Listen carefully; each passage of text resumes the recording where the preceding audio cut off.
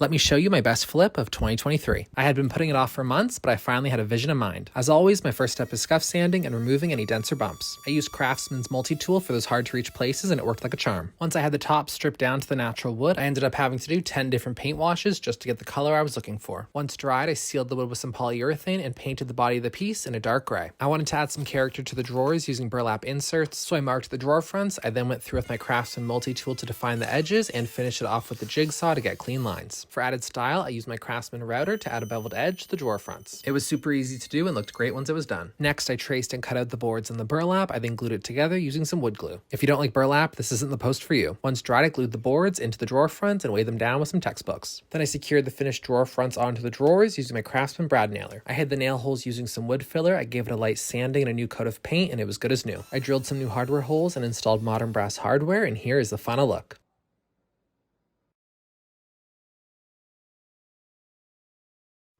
This piece was so much work, but I think it was worth it. Let me know your thoughts, and a special thanks to Craftsman for making this flip possible.